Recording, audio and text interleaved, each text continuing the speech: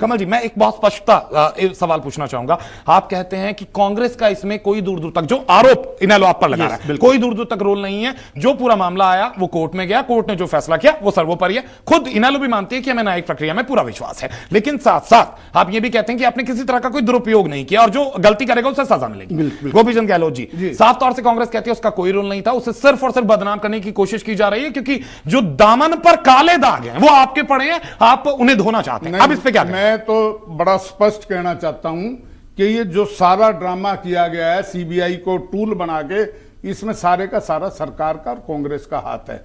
उस वक्त मैं कहो तो आपको नाम भी बता दूं, संजीव कुमार जी से वो भी मेरे घर भी आए थे, मेरे से 2 बार मिले थे जी। और मैं उनको पहले से ही जानता हूं, मेरे डिप्टी कमिश्नर रहे हैं वो किस तरह से कांग्रेस के एक नेता के हाथ की कठपुतली बने हुए थे। वो कोर्ट गए नहीं थे, उनको कोर्ट ले जाया, आप कहने से कि जबरदस्ती भेजा गया। बिल्कुल बिल्कुल, उनके आप इस बात की उनके पूरी इशारे जानकारी पे सब कुछ हुआ।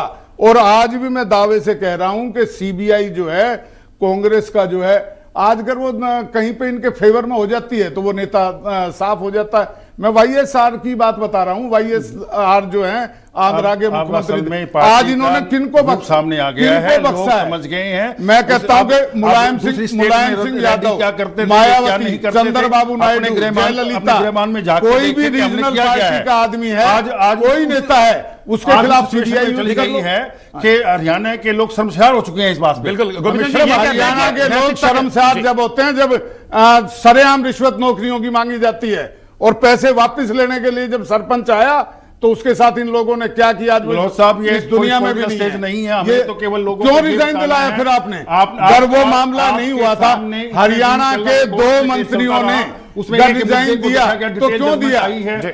उसके चैलेंज करने की बात सोचो आप। नहीं, हम अपना मैंने पहले ही कहा, मेरे को 10 बार दोहराएंगे, न्यायिक प्रक्रिया में हमें पूरा, आपसे भी ज्यादा हमें भरोसा है और हम आशा करते हैं। आप तो भविष्यवाणी कर रहे हो, हम तो ये आशा कर रहे हैं कि हमें न्याय मिलेगा। चलिए, मैं कमल जी, गोपीचंद जी, हमारे पास वक्त की भी कमी है। मैं एक एक सवाल सीधा पूछना चाहूंगा और मैं चाहूंगा कि सवाल का जवाब हम आराम से दें ताकि जनता भी समझ सके हम क्या कहना चाहते हैं और चीजें साफ हो सके।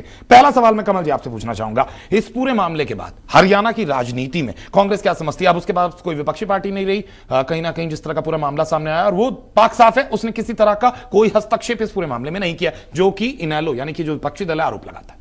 मैं तो ये समझता हूं, संक्षेप में, हरियाणा कांग्रेस पार्टी के जो काम है 7-8 साल के, उसको देखते हुए हमारे पहले भी कोई दिक्कत नहीं थी, हमारे लिए कोई पोजीशन नहीं। मैं यहां बात कर रहा हूं अपोजिशन। आप इनेलो को क्या सलाह देते हैं कि नैतिकता के आधार पर चुनाव ही ना लड़े? नहीं, मैं इन्हें कुछ नहीं कहता, ये उनका अपना डिसीजन है। पर लोग उनको क्या, लोगों को जिससे ठगा गया है, लोगों को महसूस हो रहा है कि जो भी इनके 30 पीछे 12 एमएलए बन के आए, 31 एमएलए बन के आए, उनको एमएलए बना के उन्होंने उस पार्टी को मजबूत करने की कोशिश करी थी।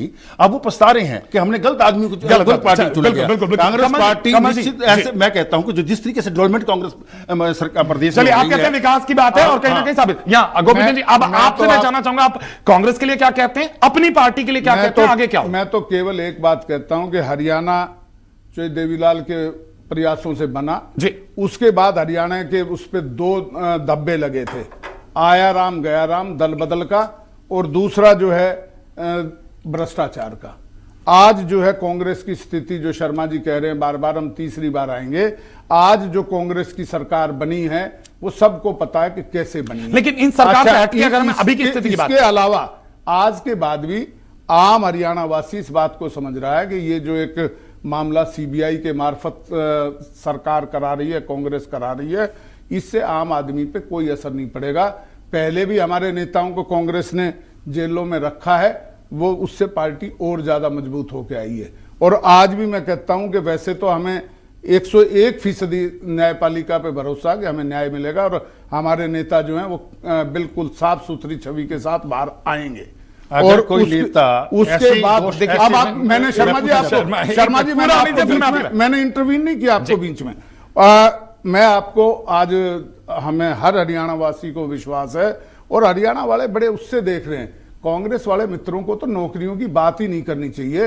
ये अपने गिरेबान में झांक के देखे ना, आज किस तरह से हरियाणा में, मैंने कहा कि एसडीएम से लेके और चपरासी तक, तहसीलदार से लेके बेलदार तक, जितनी भी 8 साल में भर्तियां हुई हैं, मैं एक आपके चैनल के माध्यम से एक मांग करता हूं कि जो ये सीबीआई के सहारे सरकार चल रही है केंद्र की, ये जो हरियाणा की सरकार को भंग करे और एक न्यायिक आयोग बनाए।